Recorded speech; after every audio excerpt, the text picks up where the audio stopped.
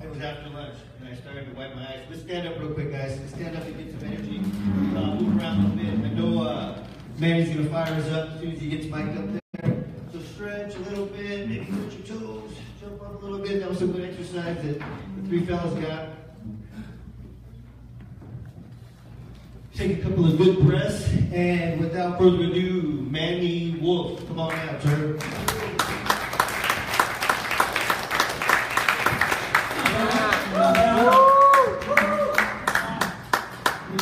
I ain't letting all y'all off the hook that easy though, so I'm going to go back. And when I come out again, I want to feel the energy. Each of you is now accountable and responsible for the energy of two people. Here we go. And it's Manny Wolfe. Welcome to the stage.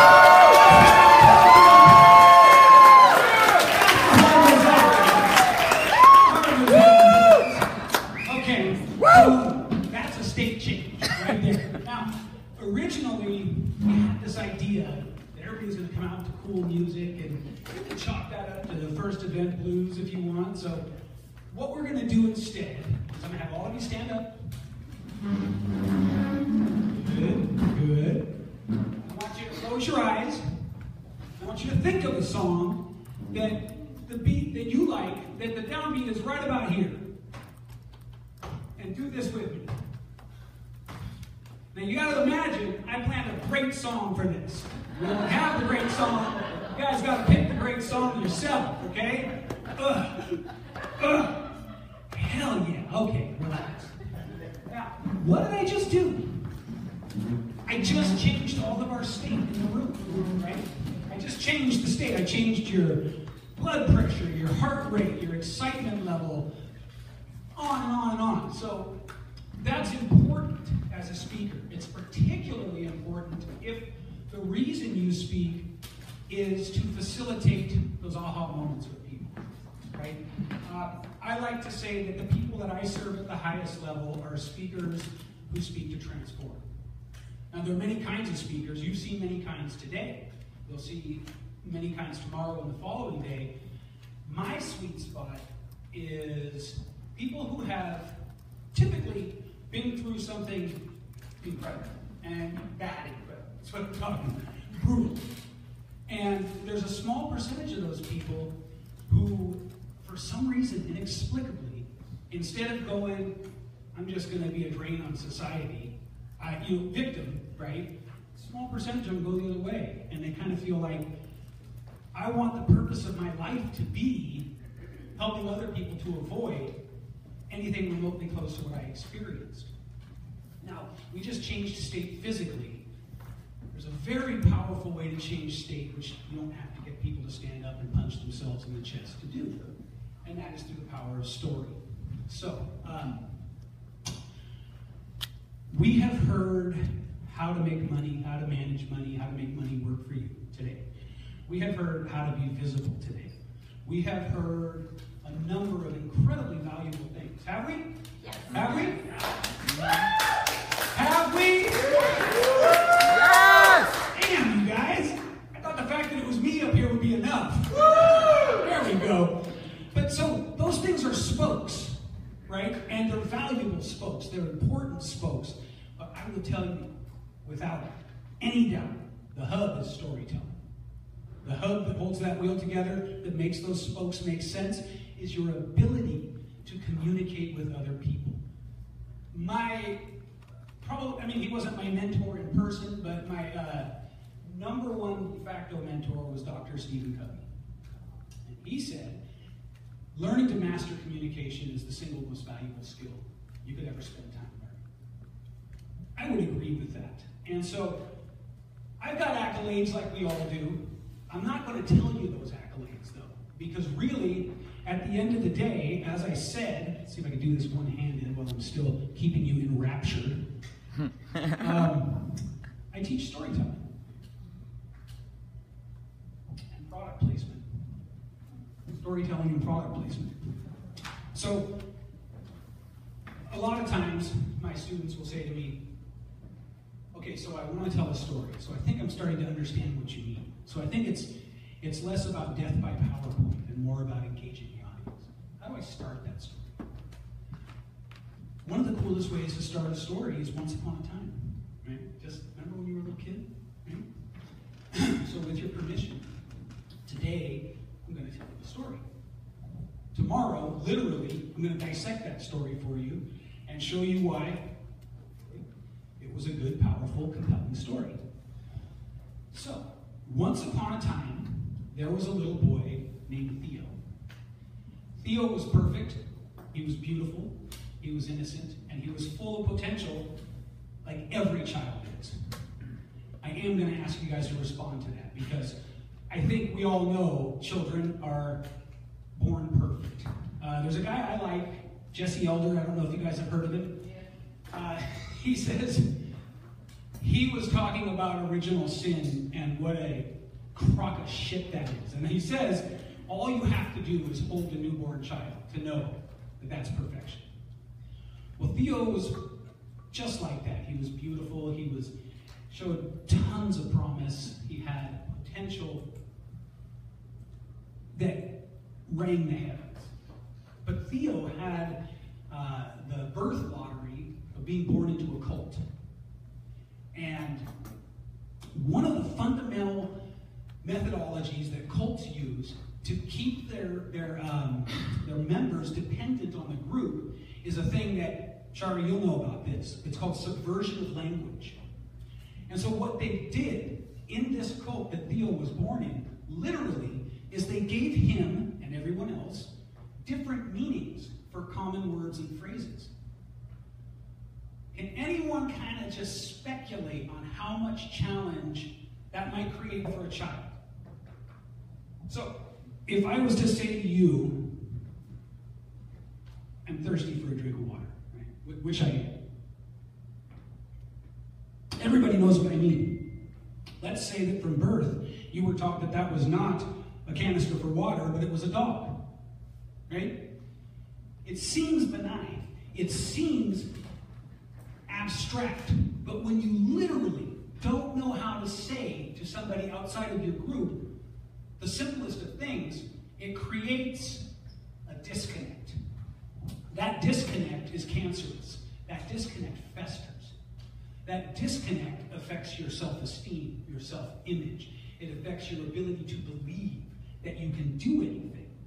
Because another thing that cults like to do is they like to overtly and covertly, right, teach you that you cannot survive outside of the group. So this is what Theo was indoctrinated into from birth. When he was a little boy, he'd go try to play with kids outside of the group. It would result in fights. It would result in name calling. It would result in teasing and all manner of the kind of things that all of us would take a bullet to protect our child from, right? Our children from. And I do get a little kind of emotional talking about Theo. As he got older, this same cult had a very free policy on drugs, alcohol, frankly, on group sex as well. And they didn't hide any of this from the children. So in Theo's case, by the time he was about 8, he was experimenting with pot. By the time he was 10, he was drinking. He liked wine. By the time he was 12, what grade are we in at 12? Somebody. Six. Second. Good. By the time he was 12, he had the roots of a full-blown addiction going. By the time he was 13, he drank his first full beer. And he never, ever had a sober day after that. Until he was just before his 20th birthday. But we'll get to that. Be patient. I'm doling it out slowly, understand? So, Theo was born in the corner of the iconic Haight and Ashbury sign in Berkeley, California. 1967, summer of, right? He was born that December. He was indoctrinated into this cult, which was technically classed as a New Age cult. It wasn't militant, or it wasn't any of those things. It had a little bit looser boundaries than some of the ones you've probably heard of. But it was brainwashing through and through nonetheless. And I love what Laurel Langmeyer was talking about how did we learn about money, right? through our parents. Well, Theo learned about money through 60 people who all had the same belief that money was evil? No. Satan's key instrument in the destruction of the world. That's literally the doctrine he was taught. Money is the key instrument that the devil is using to destroy the planet. Do you think that that might make it hard for Theo to earn a buck? Anybody? Or if he did earn a buck, what the hell does he do with it, right? Right? It's probably going to feel like fire in his hands. So, another little spoiler alert, he had some struggles with money. he had some psychology issues around finance. So Theo's life trajectory, based on this early imprinting, and I want to remind you, he was perfect, he was innocent, and he was beautiful when he was born, like we all were.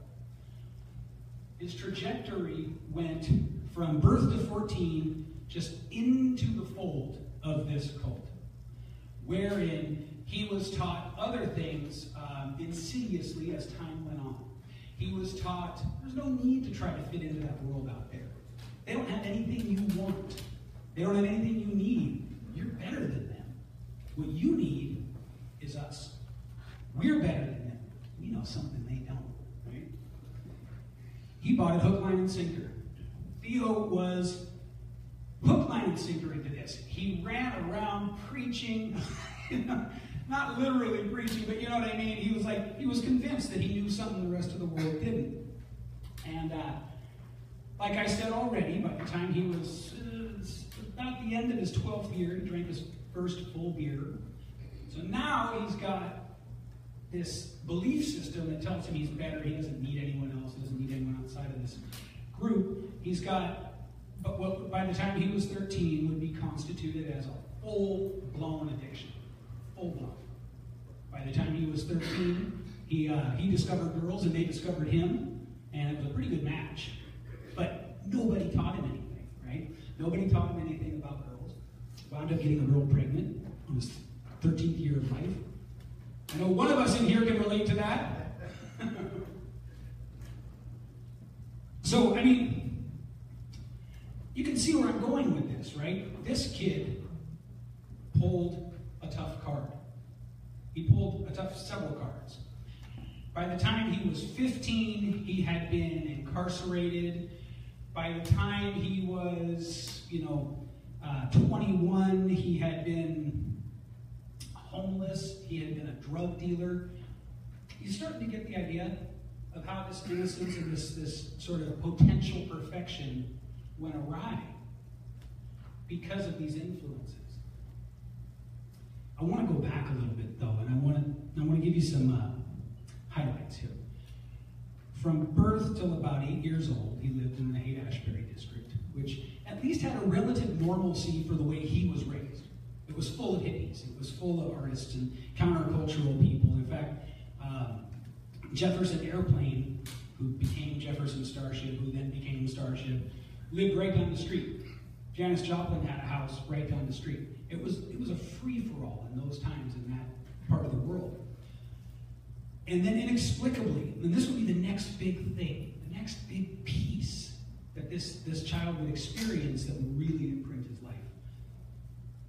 All of these hippies in this cult, with their slogan-painted vans and their Technicolor VW buses and, all that stereotypical stuff, without consulting Theo, by the way. Nobody asked him if this was okay. They packed everything up and they moved to the center of one of the most violent cities in the United States. Top 10 was when he moved there at 8 years old, actually still is today.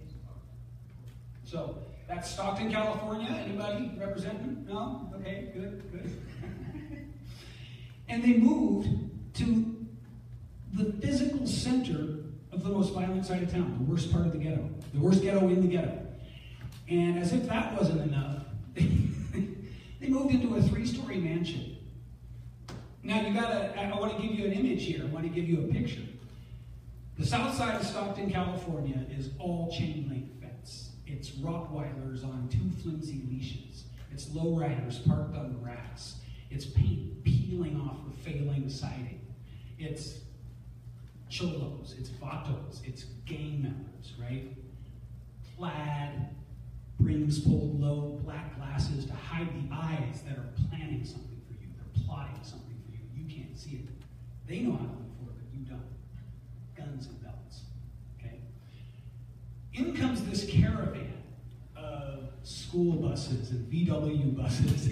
Anybody remember those old RVs, the Chinooks? Yeah? Things painted on the side like UFO ETI World Master Plan. Stop work now. Whatever the fuck that meant.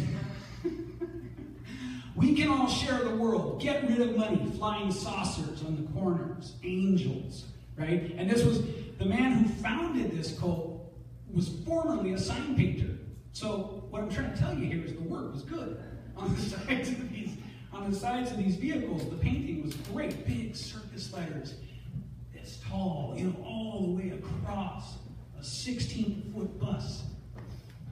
And Theo was in the last vehicle in the caravan, looking out the back window.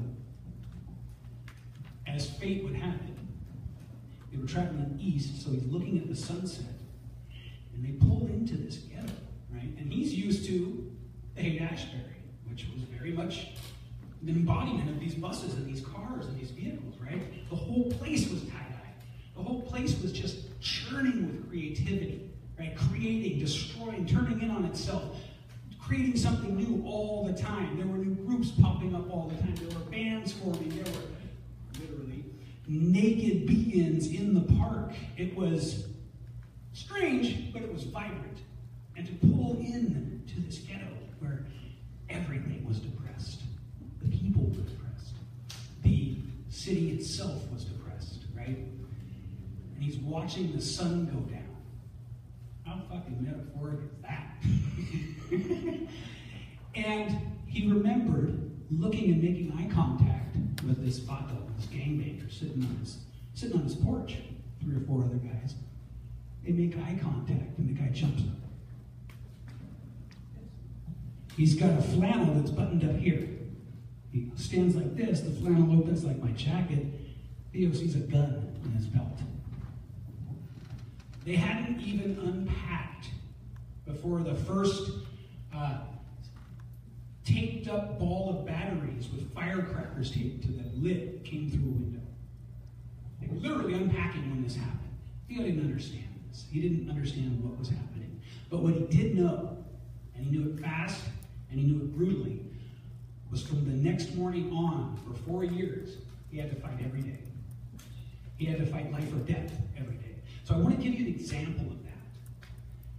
The people, the grown-ups, the so-called caretakers, the protectors in this cult were none of those things. They were not grown-up. They were not caretakers. They were not protectors. They were lost. As a result, they let the children run free. Now, the children learned very quickly that going to school in this new city was a very dangerous proposition. And so what they did was they began to bunch together as soon as they leave the gate of the compound. Remember I told you they were a 3-story mansion in the middle of a desolation. I mean, it might as well have been a bullseye. So these kids, these innocent children, would band together as soon as they walked out the fence. Everybody back to back, right? Form a tight circle. And they had sticks and chains and various weapons hidden in the bushes right outside where they lived, because no weapons were allowed in the compound. So they hustle out, they bunch up, they circle up, they grab their weapons, and they literally walk as a pack to the bus stop, holding their weapons. On this particular day, Theo was rear guard. He's got his little stick, and he's scared shit, like he was every day, for 4 years. Terrified for 4 years, fight or flight for 4 years. And there were some older kids, in fact, all the kids that went to school with him were older, and the older kids sort of adapted to the violence a little better. And there was one, Theo considered him to be an older brother, named Ian. And Ian was a no-nonsense guy. Ian was no joke. So Ian has this huge chain. The links are probably that big. Shane probably weighed 25 pounds. And he's like, he decided very quickly, you know, this is not cool. I'm not going to be getting beat up every day. So they're walking to the bus stop. Theo's walking backwards, holding his little stick. He's shaking, he's quaking. And these two guys run up with an audacity you can't believe. They have weapons in their hands, and they run up and they make eye contact with Theo, and they go like this. Are you fucking kidding me? They're telling him, shh, don't let them know we're coming. Well, Theo let them know they're coming. He sounded the alarm, and Ian turned without twitching, without thinking twice. Like fucking Indiana Jones, right? He lets this huge chain just unfurl. Chain lands on one of the guy's ear, and sort of just like that, right here. The guy falls like a bag of potatoes. He's laying there, he's literally twitching. The other guy runs off. And this is a testament to how fast kids can get enculturated to a certain environment. You know what they did after that? Anyone got a guess? They just walked to the bus stop. They left the guy twitching, bleeding out of his ear, and walked to the bus stop. This was only months after they moved to this environment. So, this young, these experiences he had when he was young set a brutal trajectory for his life, because he's got these beliefs inside of him that are saying, you don't need them, you can't connect with them anyway, no one outside of this group has anything that you even want, right? Now he's got violence and just fear, primal fear, just imprinted on him. 4 years of fight or flight. And now he has to move back out into the world. When he's about 12, they finally moved away. They moved to a slightly safer area in the same city, but there's no areas in that city that are safe. So he had a perfect storm of things happen all at once. He hit puberty. He was living in a neighborhood that was a little safer. He was living in a neighborhood that was a little more mixed. And so he found girls, he found drugs, he found freedom all at once. And off he went. His life from that moment, from the moment he moved to the different side of town until shortly before his 28th birthday, was a blur. It was a blur of crime, bad behavior, drug addiction, just you name it, it was happening. He pointed guns at people. He had guns pointed at him. He was, the only people he could relate to were the outlaws at this point. The only people that he felt safe with were the most unsafe people in any society. And so he did what they did. He didn't finish high school. He, ran around indiscriminately doing drugs, doing crime, seducing other guys' girlfriends, the whole 9 yards. He was, he had come a long way from that innocent, perfect little spark of potential that he was when he was born. And this path led him in and out of jail. It led him in and out of dangerous conflicts. It led him in and out of everything that makes a good movie about a life gone wrong. And as these things do, it culminated, right? It culminated right before his 28th birthday. He had just gotten out of jail, only to find, he was homeless. Sorry, I forgot that part when he went to jail. Just gotten out of jail, no place to live. He's got his stuff stashed at different friends' apartments. And hopefully none of you need to know this, but if you're a drug dealer, you don't have to have a home. You've got friends that will take care of you. But if you go to jail, it's very difficult to pick up where you left off. So he goes to one friend's house, another friend's house, another friend's house. Everybody's looking at him like they've seen a ghost. He finds out that yet another friend went house to house. This thing on? Yeah. And cleaned out all of his meager belongings. So now he's got a confrontation. And he's got a confrontation with one of those guys that's a junkyard dog. Anybody know a guy like that? You know the guy who, even if you win, it's not over, and even if he wins, it's not over? Plus, And he didn't see any of this coming. It was about to turn really, really severely racial. The guy who took all this stuff was a black guy. Theo was completely non-discriminatory, so he liked to party with everybody, and everybody happened to include, in the town he was living in at that time, some white supremacists. So he finally finds sort of a moment of calm, and he gets to a friend's apartment. He's on the phone, he's talking to some people, trying to figure out what the hell's going on. Where's all his stuff? Why did his friend turn on him, right? And in the way that the grapevine can transmit communication and information, it did that. Word got back to some really dangerous guys that in that town, we referred to them as living up the hill. These guys lived up the hill. They were no joke. They were organized, extremely unfriendly to other races. And Theo's sitting there. He's panicking. He's trying to figure out everything. He doesn't realize that one friend of his told another friend, and they got back to these guys up the hill, that wheels are now in motion until his beeper, you guys remember those? Until his beeper beeps. Calls the number, and it's one of those guys up the hill. Says, hey, I heard you got a problem. Theo says, yeah, I got a problem. Says, I'll be right down. Comes down, comes to the door, says, come on out here, I want to show you something. Theo walks out through all the intermittent shade of a street light coming through leaves in autumn. Walks out to the truck with the guy. Guy dips into the passenger side of his truck, can't see anything. Comes back out and says, check this out. Hands him something. It's an oily rag. Theo holds it in his hand, he opens it up. The rag falls away and it's a gun. It's a revolver.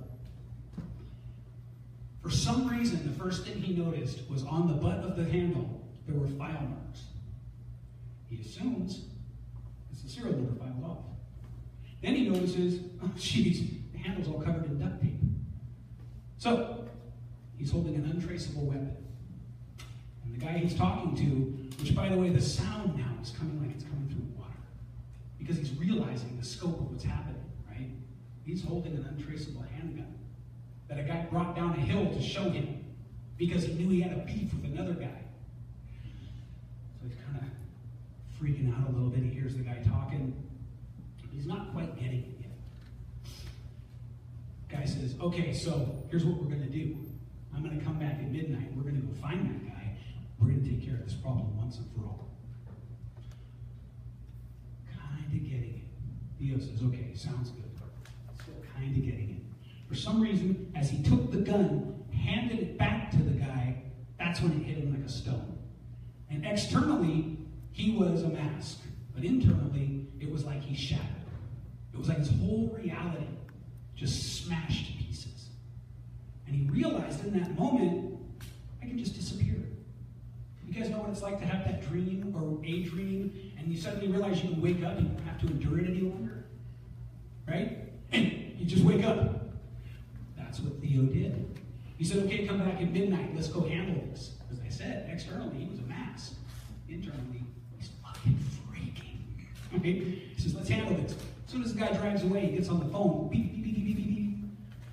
Within 10 minutes, he's got to ride out of town with his 2 little boxes of belongings that he's cobbled together, literally the clothes on his back.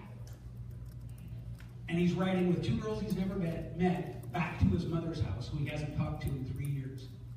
It's the day before Thanksgiving. You may be wondering, what the hell happened next? Anybody? Nobody? Really? That didn't get you wondering?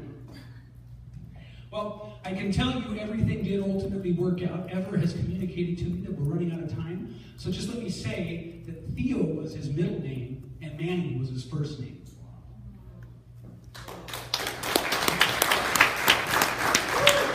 Thank you. Tomorrow we'll analyze and we'll see what did and didn't work. Hopefully all did about the story. And so we'll break down my storytelling system tomorrow. Thank you guys very much.